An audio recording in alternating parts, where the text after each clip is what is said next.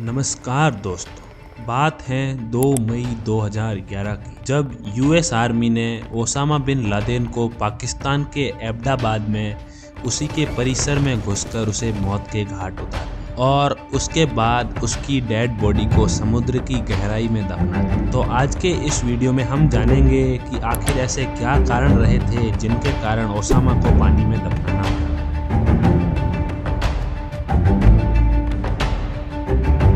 Osama bin Laden का जन्म 1957 को सऊदी अरब में हुआ। ओसामा के पिता का नाम मोहम्मद अवाद बिन लादेन है और यह अपने पिता के 52 बच्चों में से 17वां बच्चा था। उसने जेद्दा में सिविल इंजीनियरिंग की पढ़ाई की। 1973 में लादेन मुस्लिम गुटों से जुड़ा और उसके बाद 1979 में लादेन मुजाहिदीन नाम से पहचाने जाने वाले लड़ाकों की मदद के लिए अफगानिस्तान गया। उसके बाद लादेन एक गुट का मुख्य आर्थिक मददगार बन गया जो बाद में अल कायदा कहलाया। 1989 में लादेन वापस अपने देश सऊदी अरब लौट आया। यहाँ उसने अफगान युद्ध में मदद के उद्देश्य से कोष जुटाना शुरू कर दिया और उसके बाद अल कायदा वैश्विक गुट बन गया जिसका मुख्यालय अफगानिस्तान में बना, लेकिन उसके सदस्य 35 से 60 देशों में मौजूद थे। और उसके बाद 1991 में अमेरिकी नीति गठबंधन ने कुवैत से इराकी सेना को खदेड़ने के लिए युद्ध शुरू किया। लादेन ने अमेरिकी सेना के खिलाफ जिहाद की शुरुआत की और सरकार विरोधी गतिविधियों के चलते उसे सऊदी अरब से निष्कासित कर दिया गया। सऊदी अरब ने उसकी और उसके परिवार की नागरिकता को वापस ले लिया।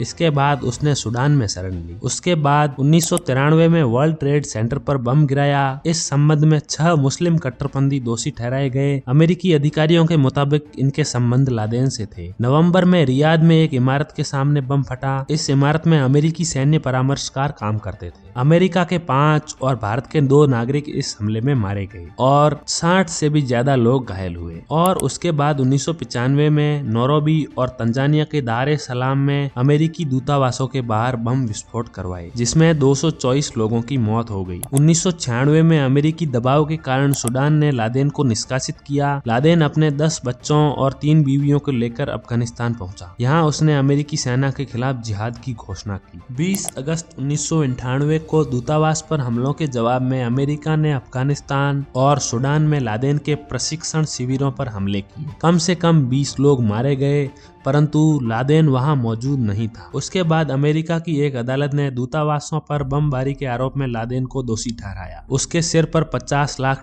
का इनाम रखा और 1999 में FBI ने लादेन को 10 सबसे वांछित आतंकवादियों की सूची में रखा। इसने सन 2000 में यमन में एक हमला करवाया जिसमें 17 अमेरिकी नाविकों की मौत हो गई। उसके बाद 2001 में लादेन ने 11 सितंबर को वर्ल्ड ट्रेड सेंटर के ट्विन टावर्स और पेंटागन पर हमला किया जिसमें 3000 से अधिक लोगों की मौत हो गई। इस हमले के बाद अमेरिकी सरकार ने लादेन का नाम मुख्य संदिग्ध के तौर पर घोषित किया। इसके बाद लादेन पाकिस्तान भाग गया। Al Qaeda leader Osama bin Laden America और दुनिया के अधिकांश देशों का दुश्मन था क्योंकि उसने अमेरिका के खिलाफ कई आतंकवादी हमले किए और 9/11 जैसे हमलों में भी इसी का हाथ था। वह 10 साल तक कैद से बचा रहा। सेफ हाउस से सेफ हाउस बदलता चला गया, लेकिन 2 मई 2011 को अमेरिका ने एक स्पेशल ऑपरेशन में इस्लामाबाद के पास एबटाबाद में लादेन को मार गिराया। आतंकी मास्टरमाइंड अब नहीं रहा और उसकी लाश की निर्णायक रूप से पहचान कर ली गई। अब केवल एक ही काम बचा था, वो था उसके मृत शरीर को निपटाना। इस पर संयुक्त राज्य अमेरिका ने बिन लादेन के शरीर से निपटने के लिए सबसे कुशल विकल्प चुना जो था दाह संस्कार। जलने की प्रक्रिया उसका कोई निशान नहीं छोड़ेगी और उसका दफन स्थान भी नहीं होगा, लेकिन इस्लाम में दाह संस्कार अवैध है और बिन लादेन एक कट्टर मुसलमान था। उसके संयुक्त राज्य अमेरिका के दुश्मन होने के बावजूद वे उसके विश्वास का सम्मान करना चाहते थे, तो उसे दफन क्यों नहीं किया? इसे लेकर भी काफी दिक्कतें थी। सबसे पहली दिक्कत यह थी कि कोई भी देश उसकी डेड बॉडी स्वीकार करने को राजी नहीं था। बिन लादेन की मृत्यु पाकिस्तान में हुई थी, लेकिन पाकिस्तानी सरकार ने उसकी गतिविधियों के बारे में सभी जानकारियों से इनकार किया और उसके शरीर पर दावा करने से इनकार कर दिया। लादेन ने पिछले 10 वर्षों से अधिकांश समय अफगानिस्तान में बिताया था, लेकिन वहाँ की सरकार अब यूएस गठबंधन सरकार थी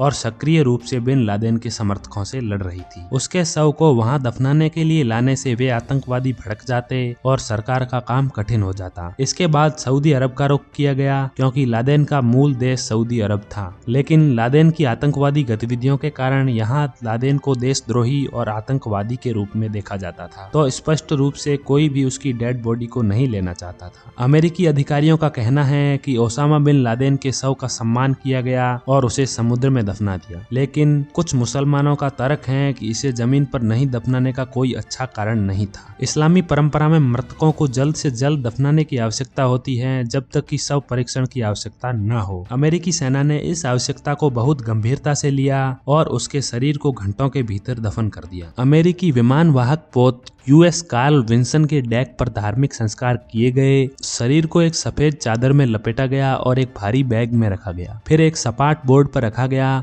और ऊपर की ओर झुका दिया और अरब सागर में गिरा दिया। गोलीबारी के लगभग 12 घंटे बाद ओसामा बिन लादेन को समुद्र में दफना दिया गया। अमेरिकी टीम ने लादेन की मौत सुनिश्चित करने के लिए पहली गोली के बाद उसे फिर से गोली मारी और सुनिश्चित किया कि वह मर गया था, और उसके बाद शव को अफगानिस्तान ले जाया गया और बिन लादेन की पहचान की पुष्टि की गई। अधिकारियों का कहना है कि एक डीएनए नमूना लिया गया था जो परिवार के कई अन्य सदस्यों से मेल खाता था। कुछ सूत्रों का कहना है कि फेशियल रिकॉग्निशन तकनीक का भी इस्तेमाल किया गया था और फिर शव को अफगानिस्तान से यूएस कार्ल विंसन पर लाया गया था। एक अमेरिकी रक्षा अधिकारी ने कहा कि दफनाते समय एक सैन्य अधिकारी ने तैयार धार्मिक टिप्पणियों को पढ़ा जिसका एक ट्रांसलेटर ने अरबी में अनुवाद किया। अब सवाल आता है कि समुद्र में ही क्यों? ब्रिटेन में रहने वाले इमाम डॉक्टर अब्दुल जलील साजिद धार्मिक और नस्लीय सद्भाव के लिए मुस्लिम परिषद के अध्यक्ष के अनुसार 4 प्रमुख चरणों का पालन करने की आवश्यकता है। सबसे पहले डेड बॉडी को स्नान करवाना पड़ता है, उसके बाद उसे सफेद कपड़े में लपेटना होता है और उसे प्रार्थना के साथ दफन करना होता है। वह कहते हैं कि इमाम के मौजूद होने की कोई आवश्यकता नहीं है, लेकिन प्रक्रियाओं को मुसलमानों के नियमों द्वारा किया जाना चाहिए और उस समय मौजूद लोगों में कम से कम एक ऐसा व्यक्ति होना चाहिए जिसे दफन के न्यूनतम बुनियादी मुस्लिम कानूनों की जानकारी हो। उपलब्ध कराई गई समिति जानकारी के आधार पर वे कहते हैं कि ऐसा कोई व्यक्ति मौजूद था या नहीं यह जानना असंभव है, लेकिन वह यह भी सवाल करते हैं कि क्या इस मामले में समुद्र में दफनाना उचित था। उनका कहना है कि जब किसी की समुद्री यात्रा के दौरान मृत्यु हो जाती है तो उसे समुद्र में दफनाना सही होता है, लेकिन इस मामले में इसके लिए कोई ठोस कारण नहीं था। वे कहते हैं कि अमेरिकी अधिकारियों को निश्चित रूप से कोई मिल सकता था जो बिन लादेन परिवार का सदस्य या उनकी विचारधारा के कई समर्थकों में से एक, जो शरीर को उचित दफनाने के लिए तैयार हो जाता। उनके शब्दों को जॉर्डन विश्वविद्यालय में इस्लामी कानून के एक प्रोफेसर मोहम्मद कोधा ने प्रतिध्वनित किया, जिन्होंने एसोसिएट प्रेस एजेंसी को बताया